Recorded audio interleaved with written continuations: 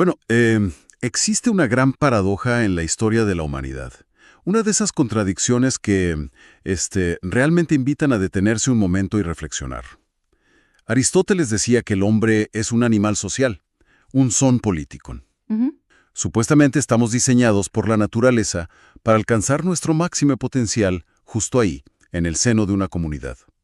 Pero, paradójicamente, a menudo somos la especie que más se empeña en destruir su propio hábitat. Y así misma. Claro, resulta verdaderamente irónico observar cómo, digamos, los animales irracionales, guiados puramente por el instinto, protegen celosamente a su manada frente a cualquier amenaza, mientras que los seres humanos, que supuestamente estamos dotados de razón y lógica, con demasiada frecuencia, luchamos entre nosotros. Exacto. Generamos un caos absoluto en lugar de construir armonía. Es una contradicción fascinante y al mismo tiempo profundamente trágica. Y es precisamente esa fractura en la convivencia humana, esa grieta en el tejido social, lo que vamos a analizar hoy. Porque entender cómo se llega a ese punto de quiebre es sin duda el primer paso para revertirlo. Totalmente de acuerdo. Por eso, damos la bienvenida a esta nueva inmersión profunda. Nuestra misión en esta exploración es desentrañar ideas muy reveladoras de un texto, de un análisis titulado Biometamorfosis social, teoría de una sociedad ideal desde la transcomplejidad, escrito por Raquel Peña. Un texto muy necesario. Sí, el propósito central aquí es descubrir cómo se puede llegar a construir esa sociedad ideal.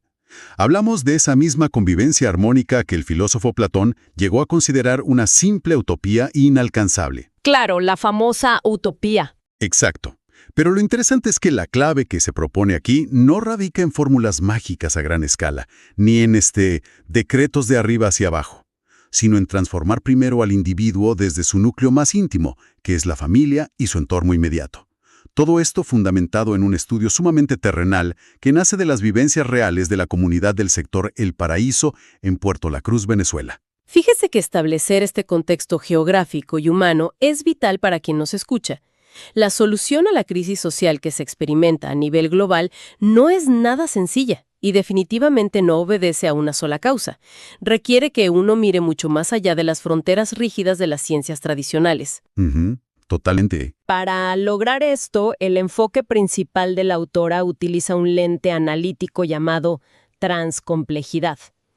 Básicamente, esto nos dice que no se pueden entender los fenómenos sociales únicamente apoyándose en datos duros, censos y estadísticas frías. Claro, los números no cuentan toda la historia. Exactamente. Es absolutamente imperativo unir lo objetivo con las vivencias subjetivas, con el latido de la calle, con las emociones, los miedos y las esperanzas cotidianas de los individuos.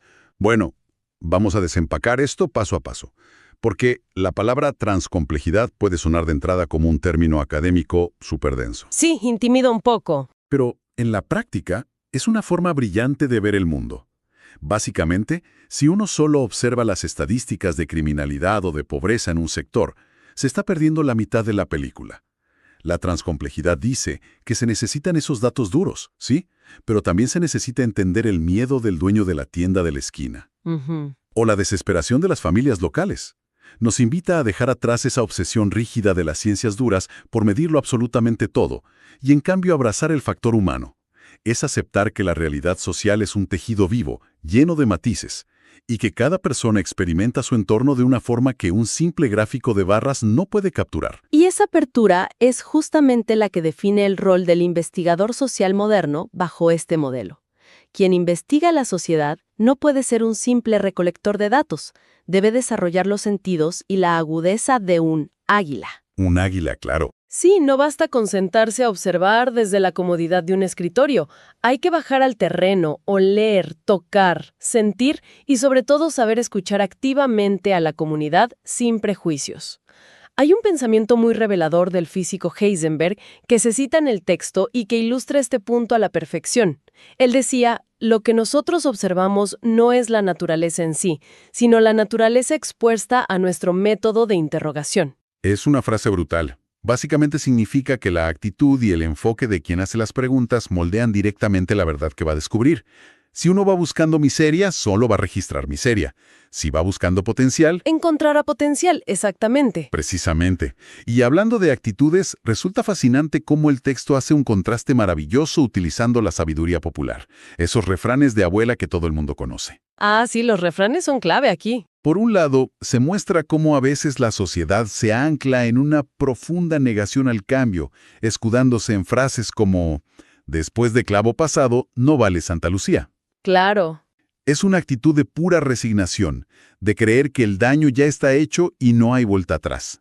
Pero por otro lado, el documento rescata aquellos refranes que inyectan una dosis vital de esperanza y promueven la acción colectiva, como el clásico «en la unión está la fuerza». Ujú. Esto deja una lección clarísima. La actitud mental de una comunidad, el relato que se cuentan a sí mismos todos los días, dicta completamente su capacidad de transformación.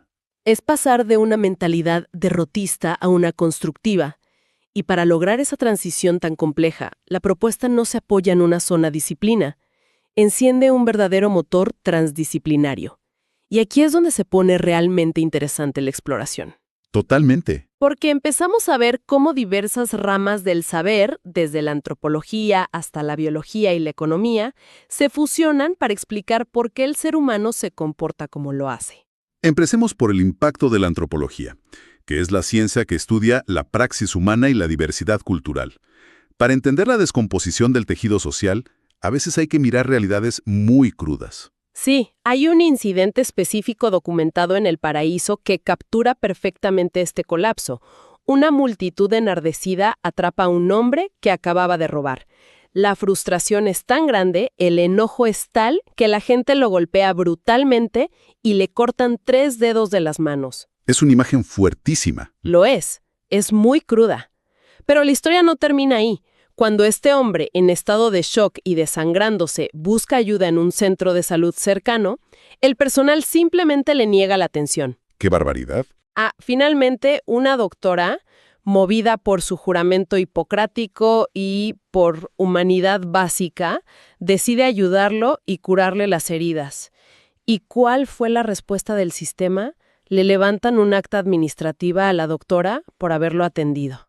Increíble. Mientras, sus propios colegas le lanzan la frase «al que a hierro mata, a hierro muere». Espera, un segundo. ¿Realmente penalizaron a la doctora por hacer su trabajo médico? Es una locura pensar que la propia institución de salud castiga la empatía. Lo fascinante aquí es cómo la antropología obliga a detenerse en seco y preguntar ¿qué ocurre exactamente en la mente humana y en la estructura de una comunidad para que se pierda por completo el sentido común? Claro. ¿En qué momento se evapora la empatía al punto de que una sociedad decide tomar la justicia por su propia mano de una manera tan medieval y luego castiga a quien muestra un poco de compasión? Es un ejemplo escalofriante, pero refleja perfectamente el nivel de desesperación cuando fallan las instituciones. Ahora, frente a esa oscuridad tan densa, es increíble cómo las ciencias exactas ofrecen una salida. Y me sorprendió muchísimo ver que la respuesta viene de la biología. Sí, la conexión biológica es brillante. Hay un concepto propuesto por los biólogos Maturana y Vareda que es asombroso, la autopoiesis. En términos de laboratorio, es la capacidad que tienen las células de un organismo vivo para renovarse, limpiarse y desintoxicarse por sí mismas para mantenerse con vida. Es decir, la célula detecta lo que no funciona, lo desecha y se regenera. La analogía que se hace para el ser humano es poderosísima. Al igual que las células físicas, los individuos y las sociedades tienen esta capacidad inherente de presionar el botón de reinicio. Exacto. Se puede desintoxicar uno de los vicios, del odio, de las costumbres tóxicas, y renovar las virtudes para no solo sobrevivir, sino prosperar. Y dentro de esa misma línea biológica, entra en juego un concepto que rompe muchos esquemas. La biología del amor, también desarrollada por Maturana. A ver, cuéntanos de eso. Es crucial aclarar algo para no perder la objetividad científica. El amor, en este contexto estrictamente biológico, no se define como un sentimiento romántico, ni como algo poético. Se define como el fenómeno biológico de aceptar al otro de forma legítima. Significa reconocer la existencia de la otra persona sin querer anularla, sin prejuicios destructivos. El argumento es que resulta biológicamente imposible construir una sociedad funcional si hay una negativa constante a aceptar la legitimidad de quienes comparten el mismo espacio vital. A ver, hago de abogado del diablo aquí por un momento. Llevando esto a la práctica, al día a día en una comunidad conflictiva, ¿cómo se supone que alguien simplemente acepta de forma legítima a una persona que tal vez está contribuyendo a la delincuencia de su propio barrio? Suena un poco idealista frente a la realidad cruda de los dedos cortados que mencionamos antes. Es una excelente observación. La clave está en entender que aceptar legítimamente al otro no significa aprobar sus delitos ni aplaudir sus malas acciones. Significa reconocer que ese individuo es un ser humano producto de un entorno, y no un simple monstruo que debe ser eliminado. Claro, entiendo. Si una sociedad solo ve monstruos, responde cortando dedos. Si reconoce la humanidad fracturada del otro, entonces se puede empezar a buscar soluciones reales de raíz. Es romper el ciclo de deshumanización. Tiene todo el sentido. Es ver a la persona detrás del síntoma. Ahora, biológicamente existe esta capacidad de regeneración. Pero, siendo realistas, ¿cómo se le pide a una familia que se enfoque en renovar sus virtudes si ni siquiera tienen para poner un plato de comida en la mesa? Ahí es donde las otras disciplinas entran al rescate. Exacto. Ahí entra la economía. Para complementar el enfoque, se menciona un dato de la ONU que es impactante. Educar a las madres reduce de manera drástica y directa las tasas de mortalidad infantil. Esto conecta con lo que el economista Theodor Schultz llamaba el capital humano. Vital. La educación no se trata solo de llenar cuadernos. Es una inversión económica literal que salva vidas. Cambia la dinámica de poder en el hogar y transforma la economía de toda una comunidad. Y una vez que se empiezan a cubrir esas necesidades económicas y de supervivencia, la psicología da el siguiente paso. El documento aborda la famosa pirámide de necesidades de Maslow, donde uno va subiendo desde lo fisiológico hasta la autorrealización. ¿Sí? Pero la autora añade un peldaño que a menudo la academia tradicional ignora y que resulta crucial para estos tiempos: las necesidades espirituales. Interesante. Y ojo, no se habla necesariamente de una religión dogmática, sino de la convicción interna. Se argumenta, basándose en la sabiduría del refrán, la fe mueve montañas, que sin una fe profunda, sin creer en algo superior o simplemente creer firmemente en el propio potencial, la transformación jamás será plena. Es fascinante ver cómo todas estas piezas, antropología, biología, economía, psicología, convergen para dar sustento al concepto central de toda esta exploración, que es la biometamorfosis social. Así es. Básicamente, se define como un viaje transformador muy profundo en el que el individuo decide tomar el timón de su propio mundo interior. Hay una metáfora literaria muy buena que ilustra esto. Es como la historia del caballero de la armadura oxidada. Ah, me encanta esa analogía. Sí, a lo largo de los años, uno va construyendo una coraza a base de miedos, traumas, decepciones. La biometamorfosis pide deshacerse de esa armadura oxidada que ya no deja moverse y forjar una nueva, hecha a base de virtudes y conciencia. Y para que este viaje no se quede en buenas intenciones, el modelo se sostiene sobre 3 pilares muy concretos. Si conectamos esto con el panorama general, el primer pilar fundamental es lo que se denomina la biofamilia. Autores clásicos como Planiol y Rippert describen a la familia no solo como un grupo de personas bajo un mismo techo. La definen como el nicho ecológico por excelencia y la primera gran escuela.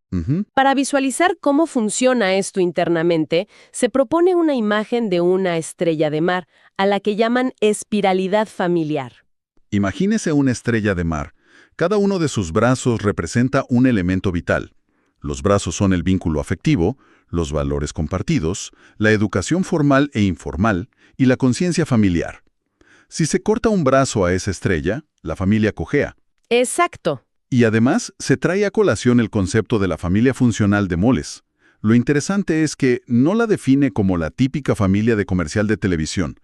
La define como aquella que logra un equilibrio casi perfecto entre la autoridad y el afecto. Ese equilibrio es el verdadero reto de la crianza. Ni una dictadura en casa que genere resentimiento, ni un libertinaje que derive en anarquía. Autoridad con afecto. Y una vez que la biofamilia está encaminada, se pasa al segundo pilar, la bionova. La bionova. Sí, Para entender este pilar hay que visualizar otra metáfora muy potente, un reloj de arena. Ujú. Este reloj de arena representa los fenómenos sociales en los que se está inmerso todos los días. En el exterior del reloj, presionando el cristal, acechan las amenazas constantes, el tráfico de drogas, la delincuencia común, los conflictos ideológicos y el hambre. Es como si el reloj estuviera en medio de una tormenta de arena. Y lo que hay dentro del reloj es aún más revelador. Así es. Y es vital analizar la estructura de este reloj con total neutralidad, tal como lo expone la investigación. En la parte superior del reloj se ubican elementos macro, como el despertar consciente, la esperanza y el rol del Estado. Ujú. El Estado simplemente está ahí como una entidad organizadora que ejerce presión y establece las reglas del juego, independientemente de la postura ideológica. Y en la parte inferior se asientan las realidades terrenales, las necesidades básicas, la fe individual y el comportamiento humano. ¿Y qué pasa con la arena que cae por el medio? Porque un reloj de arena sin la arena cayendo, pues no funciona. La arena pasando a través del estrecho cuello representa el fluir del tiempo y el libre albedrío frente al determinismo. Son las decisiones. Ah, claro. Las elecciones que cada individuo hace, influenciadas por esa presión del Estado arriba y sus necesidades básicas abajo, dictan si la persona se mantiene firme en su centro o si el cristal se rompe y termina cayendo en esas amenazas externas. Es un modelo que expone sin tomar partido cómo interactúan las fuerzas institucionales gigantes con las decisiones íntimas. Es una forma muy visual de entender que uno no es una víctima indefensa del entorno, pero tampoco opera en un vacío. Hay agencia. Y eso nos lleva directamente al tercer pilar que cierra esta estructura, la bioeducación social. Fundamental. Su lema principal me parece contundente: aprendo trabajando. Aquí se nota una influencia inmensa de figuras históricas de la educación, como el brasileño Paulo Freire con su Pedagogía de la Esperanza y el pensamiento de Simón Rodríguez. Grandes referentes. La propuesta es tajante. No basta con una educación teórica donde alguien se sienta a memorizar frente a una pizarra.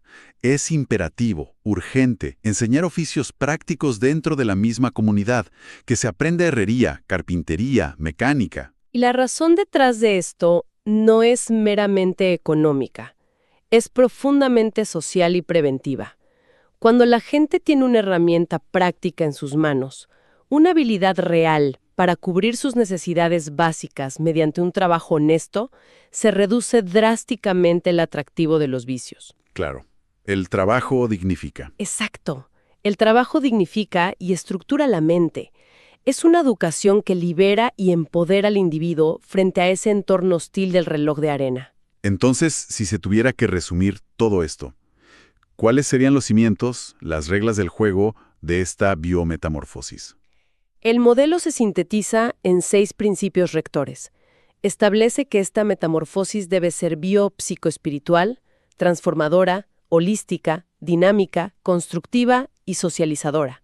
Son bastantes términos. Suena a mucha terminología académica, sí, pero en esencia exige algo muy simple: dejar de ver a la persona en pedazos fragmentados.